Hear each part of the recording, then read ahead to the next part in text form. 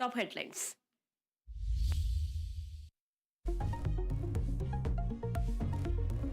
സംസ്ഥാനത്ത് വീണ്ടും പേവിഷബാധ മരണം. തിരുവനന്തപുരം SAT ആശുപത്രിയിൽ ചികിത്സയിലായിരുന്ന 7 വയസ്സുകാരി മരിച്ചു.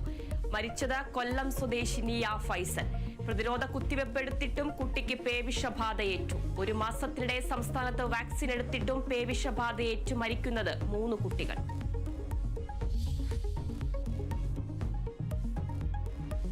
പുതിയ KPCC അധ്യക്ഷൻ 2 ദിവസത്തിനകമെന്ന് റിപ്പോർട്ട്. കെ സുധാകരനുമായി ഹൈക്കമാൻഡ് വീണ്ടും ചർച്ച നടത്തി. സുധാകരൻ മാധ്യമങ്ങളോട് പ്രതികരിക്കുന്നതിൽ അതൃപ്തി അറിയിച്ച് ഹൈക്കമാൻഡ്. കെ സുധാകരനെ വീണ്ടും ഡൽഹിയിലേക്ക് വിളിപ്പിച്ചേക്കും. KPCC പ്രസിഡന്റ് സ്ഥാനത്തേക്ക് അവകാശവാദം ഉന്നയിച്ച് കൊടിക്കുന്നിൽ സുരേഷ്.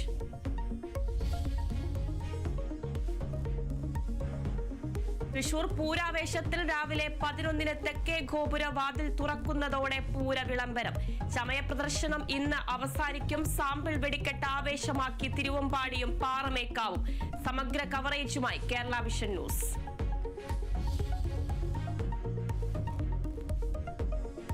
പത്തനംതിട്ടയിൽ വ്യാജ ഹാൾ ടിക്കറ്റുമായി നീറ്റ് പരീക്ഷയ്ക്കെത്തിയ വിദ്യാർത്ഥിക്കെതിരെ കേസെടുത്തു. നടപടി പരീക്ഷാ നടത്തിപ്പ് ചുമതലയുള്ള ഉദ്യോഗസ്ഥന്റെ പരാതിയിൽ. വ്യാജ ഹാൾ ടിക്കറ്റ് ഉണ്ടാക്കി നൽകിയ നെയ്യാറ്റിൻകരയിലെ അക്ഷയ സെന്ററിലേക്കും അന്വേഷണം. ജീവനക്കാരിയെ ചോദ്യം ചെയ്യും.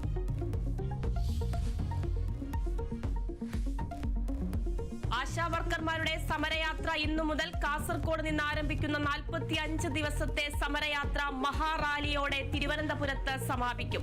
സെക്രട്ടേറിയറ്റ് പടിക്കലെ സമരം മാറ്റമില്ലാതെ തുടർന്ന് ആശമാർ.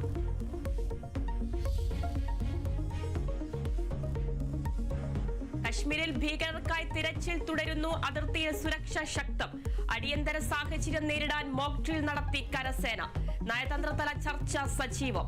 പ്രതിരോധ മന്ത്രി രാജ്നാഥ് സിംഗ് ജപ്പാൻ പ്രതിരോധ മന്ത്രിയുമായി കൂടിക്കാഴ്ച നടത്തും. പാക് അധിനിവേശ കശ്മീരിലെ വിനോദസഞ്ചാര കേന്ദ്രങ്ങൾ അടച്ചു.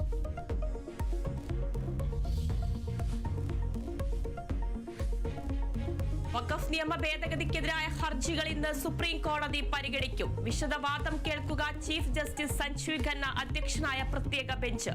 കേന്ദ്രത്തിനെതിരെ സത്യവാങ്മൂലം സമർപ്പിച്ച സമസ്തയും മുസ്ലിം ലീഗും.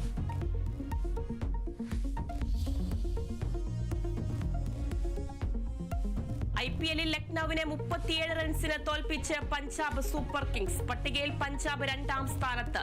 ഇന്ന് ഹൈദരാബാദ് ഡൽഹി പോരാട്ടം. മത്സരം രാത്രി 7:30 ഹൈദരാബാദിൽ.